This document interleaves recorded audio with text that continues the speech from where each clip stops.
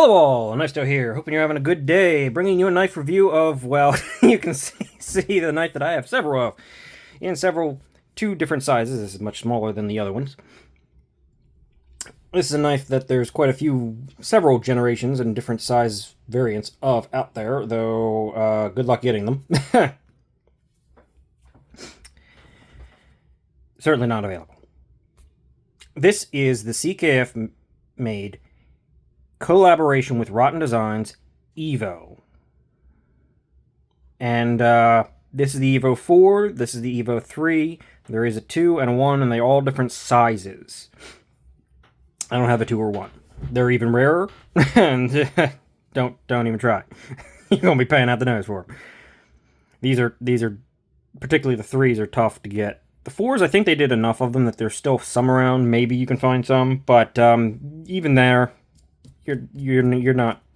I don't know if you could find any like in stock anywhere. There is a Tonto version of the Evo 4, and there might be some of them in stock, but I don't like the Tontos. They kind of look weird and spastic. The Tonto is a weird shape. This, however, not so much. I love this. Like, subscribe, comment if you like what you're seeing. You'll want to support the channel. You want to see more content, etc., etc., etc., etc. I just always forget that, so I always put it... No. I always forget it, so I'm just going to try and put it more often somewhere in the beginning. The little... Hey, watch my stuff content. Self-promotion crap. Yeah. So as you can see, these are two Evo 3s that are in the polished satin barked DLC. And this one is the fancy version of the 4 in Damasteel and Zircutai. Completely Zircutai. The 2 and the 3 only had a front scale that was Zircutai. This thing's in full Zircutai. And, well, there's a 5th generation that I already have on pre-order. I think it's the same size as the 1, the first original one, but it's an updated, so it's not like a new version. It's just a redo, a second run kind of thing. And honestly, I've already got that on pre-order, and personally, I think I want a 4.0, just a plain Jane one, just a completely plain for like a more heavy, often carry user kind of thing. I like them that much. I love this design. I really do.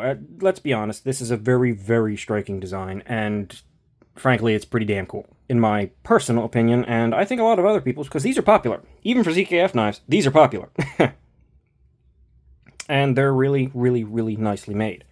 What are they? They're just titanium frame locks. They're actually more straightforward than you'd think, but they are executed to near perfection. So, before we get into the other aspects of these things, let's just poke that out there. Let's do a quick comparison to our old friends, the comparison knives, the Civivi Elementum for size, for the small, and the Civivi Conspirator, which has gotten my magnets attached to it, for the full-size knife. Compared to the Evo 4, as you can see... Oh, I didn't even take measurements. I should probably start it off with that. But the Evo 4 lands kind of in between them, maybe a little bit closer to the Evo, to the Conspirator. But the Evo 3, however, yeah, that's a large knife. It's considerably bigger. And with the presence, the height, and everything, yeah, it's large. It's definitely large.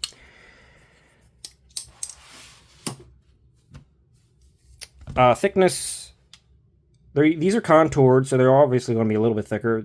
I think this is about the same, maybe a little bit less than the Conspirator, but the large ones, again, yeah, they're going to be a bit thicker. They're also reasonably tall. The 4, however, is about the same height as this one with the flipper tab, which is not that bad. The 3s, of course, yeah, they're a bit bigger. They're a bit taller. I'd still argue that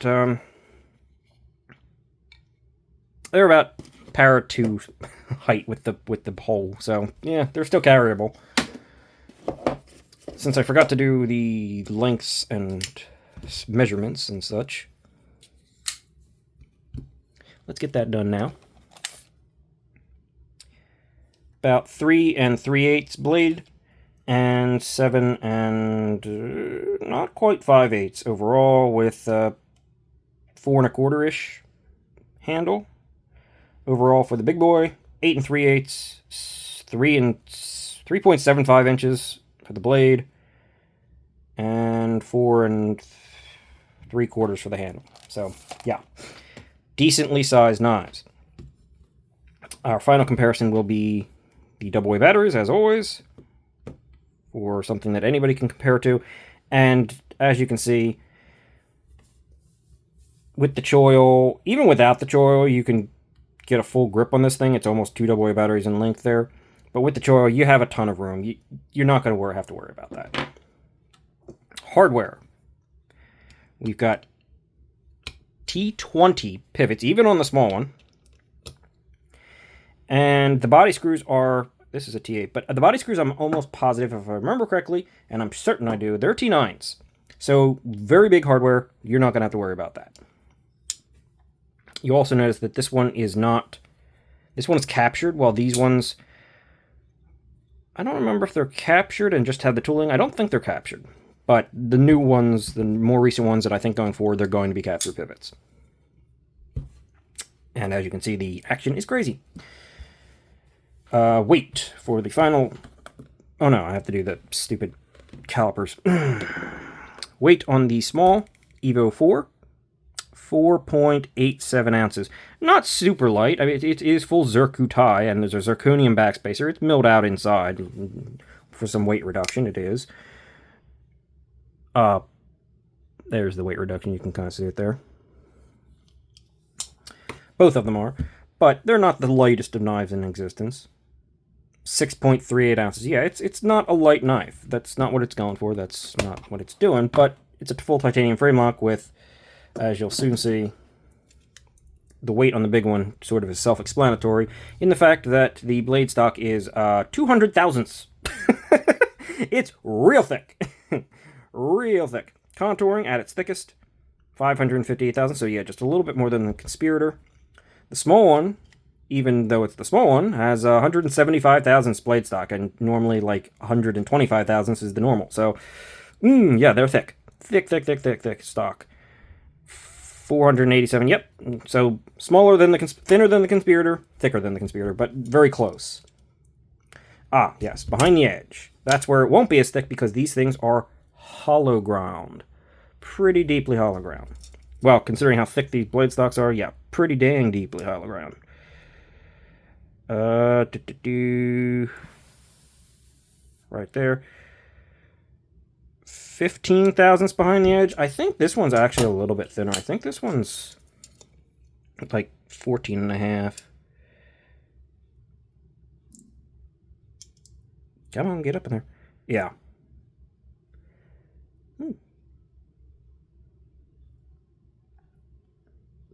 14-ish thousandths and 15-ish thousandths on this one. So there's a slight variance, but they're pretty close. I mean, that's thousands of... I mean, yeah, that's crazy. This thing, however, the 4 is 10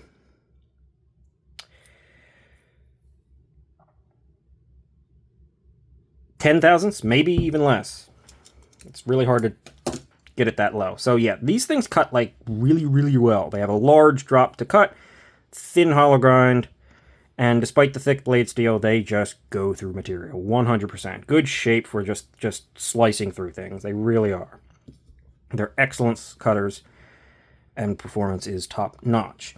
That is the end of our spec. So let's just talk about these things. You got basically a sterile blade, which I love to see. These are M390. This is Damasteel. They are numbered on the blade. This is number 51, 384. This is 48. And as you can see, you have a vertical belt satin on the bevel, and a hand, or a horizontal, probably hand satin. And there's even another vertical satin on the swedge here, in a polished DLC, which is just gorgeous. Yes, it's a little fingerprinty, and they are prone to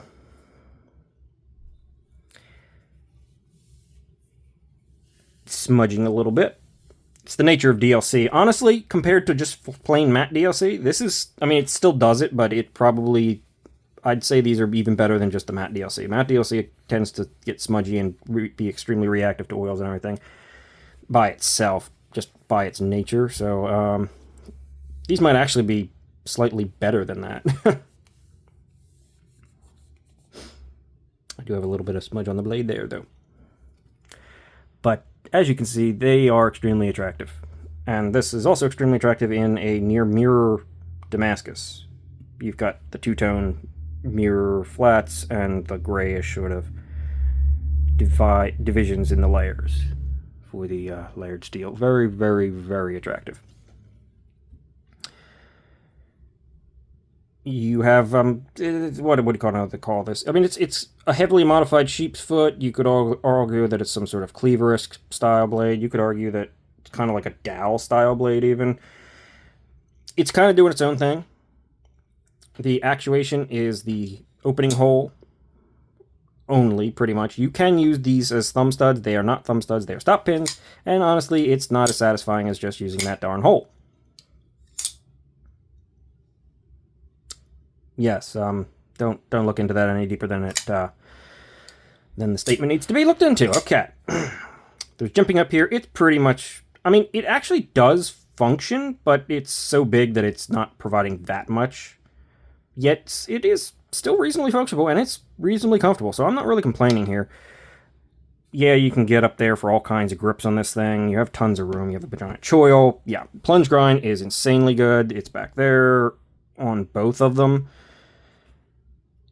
And because of how thin this thing is and the way it actually doesn't really start to thicken out until pretty far up, see, oil, very subjective to it. It doesn't really start to thicken out until you get pretty decently up the blade, honestly. Probably about that far up, you're not really going to notice much thickness gain. You have tons of life. Absolutely tons of life. Yes, technically the stop pin is behind the edge area, but see how far away it is from there? I mean, that's the edge, that's the stop pin. Just in height and everything, you're never going to have to worry about it. You're going to get more than your money's worth out of this knife. You're going to be able to sharpen forever, pretty much. These are on multi-row bearings, and you can kind of see that in the crazy action.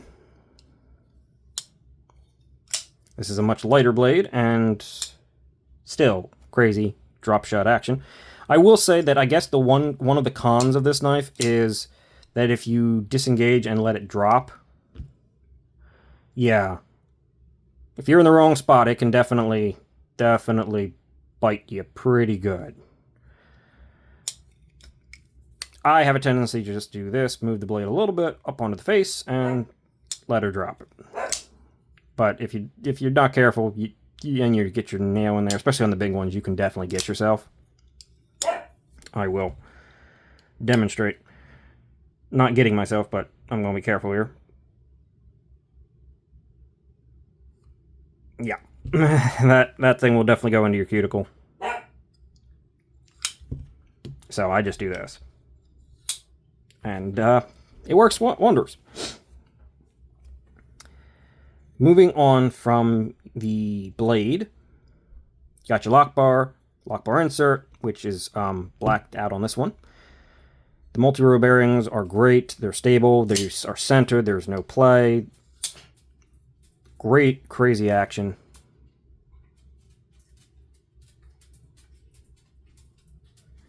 Is that one centered? Yes, it is. Okay. It looked on the camera not to be centered for a second, but it is. Where was I? CKF logo there. John Sorensen, who is Rotten Designs, logo right there. Everything kept pretty darn sterile and pretty darn clean, and it's really nice. It's really, really nice. And that's a dog. I think he takes offense because they're expensive, but they're really nice, and I think they're worth it. Though I can't say that's exactly a recommendable. Everybody should go out and try and get one of these things. No, they're way too expensive for that, but we'll talk about that in a minute. Big hardware. Lock bar access is chamfered back. Honestly, they kind of want you to disengage the lock bar. It's like if you try to disengage here, you're up at a slight diagonal. Where it's the comfiest and easiest to come in from the side, down here, you're definitely getting this thing in your nail, right? It's kind of a split difference. If you do it up here, you're coming from the side, so you're putting your cuticle in this way, and you can get clipped on the cuticle. You come down here from completely from the side, your cuticle should be out of the way, but it is going to be coming directly into your nail, like so. So, split the difference, or just do it like I do, and don't worry about that. Some jimping on here, super comfortable. He's not going to stop. Yeah, where was I? Again, moving on, there's big backspacer. This one has the zirconium backspacer. This is the same style titanium. Big giant clips on these things that look like they'd be crazy, but yeah, they don't. We'll talk about ergos in a second, and spoiler alert, they are perfect. They are a bit tight, not the most flexible things, but as you can see, I can definitely get under there. There's a decent amount of room. Maybe super thick jeans are going to have a little bit of issue. They're not deep carry. It's not what this thing's trying to be, right? It's not a hide your pocket knife in a folded deep carry budget clip. No, that's not what we're going for here. We're going for this beautiful barked DLC with a polish and beautiful Zirku tie all throughout. The detents are actually pretty darn great, even for these big things.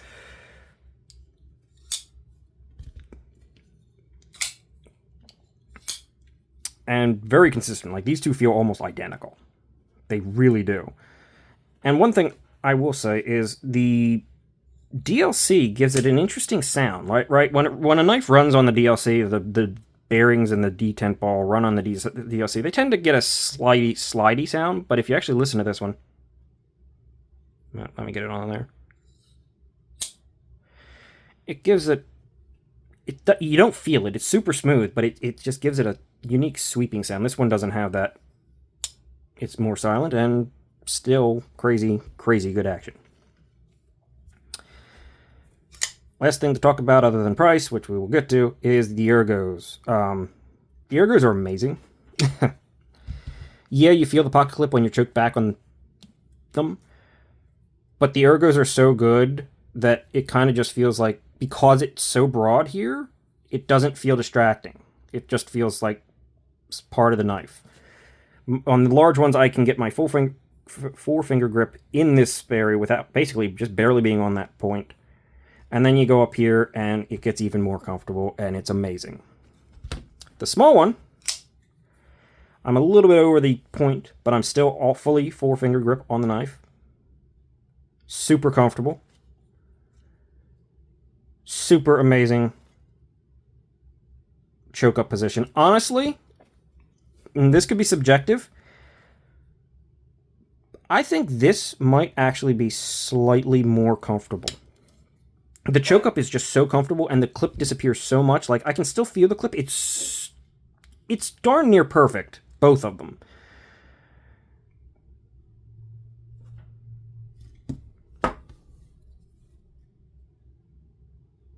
No, they're both perfect.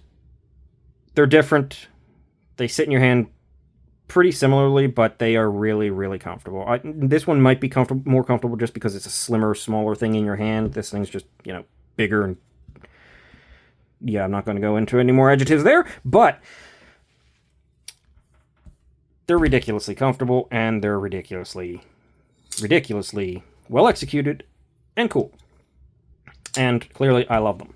In fact, as I said in the beginning, I would like a plain Jane version of this, and I already have the fifth run on order. I've had the original 3. Well, let me tell you a story before we get to little prices. When they first put these out for pre-order, they said that this was a DLC. They failed to mention just how polished and attractive of a DLC this was going to be, with this bark texture and everything like that. So what I ordered was the micarta inlay with a black wash. And it was great. The micarta, oh my god, it was something special about that micarta, and it was like extra special good micarta. It was wonderful.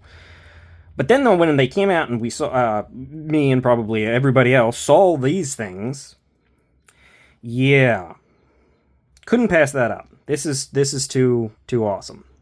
So I sold my original one and managed to get 2 of these off the secondary market, and yeah, I paid a bit more for them. They go up in price. But I love these things. The pride in ownership and just the joy they give me,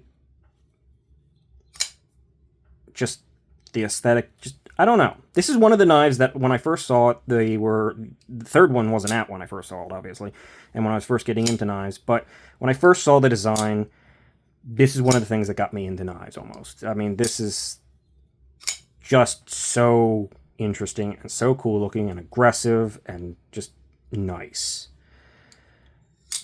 It really did it really is one of the things that's pushed me into actually maybe collecting knives and getting into them more.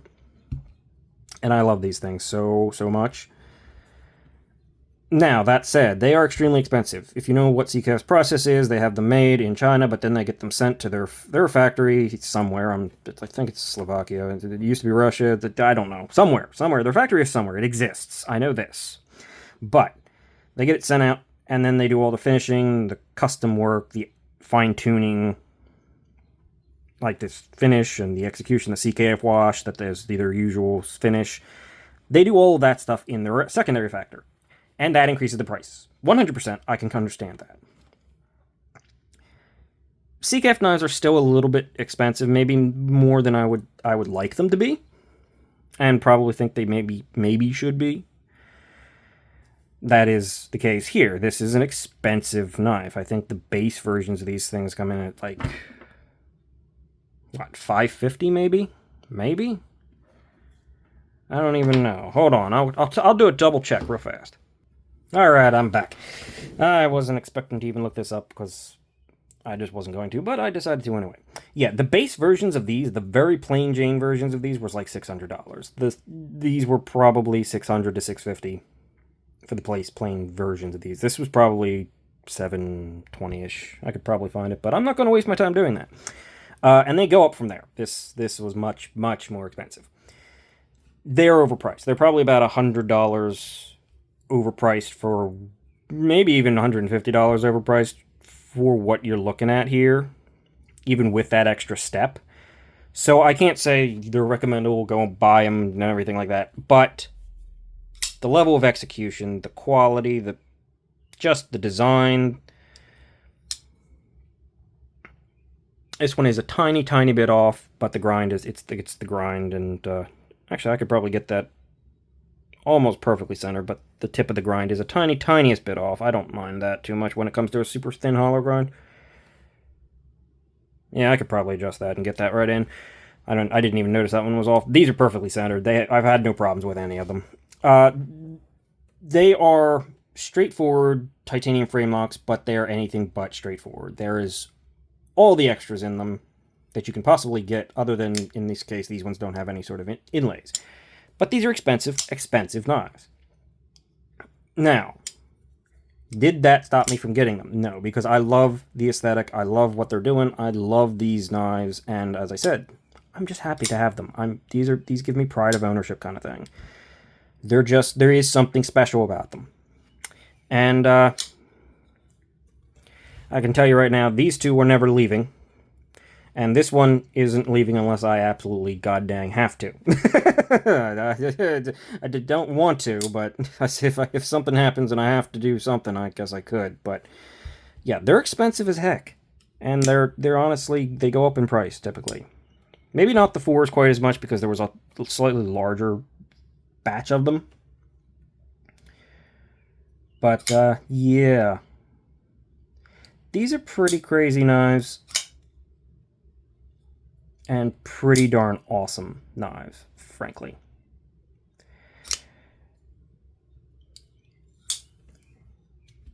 And they're pretty much sold out everywhere. So secondary is where you'd be looking anyway. Yeah. The Evo Rotten... No. the Rotten, Evo, CKF, blah, blah, blah, blah, blah, blah, blah, 4 and 3.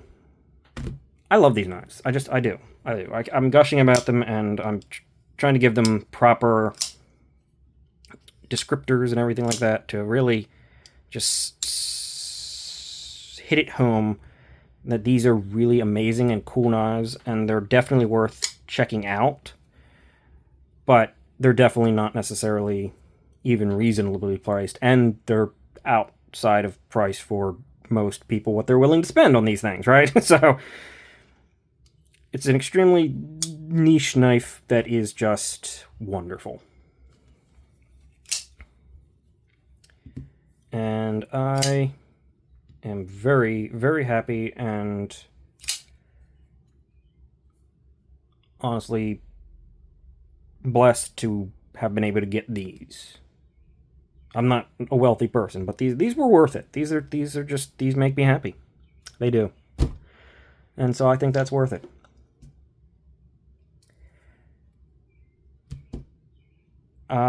That's everything I have to say about this. I'm going to call it right here.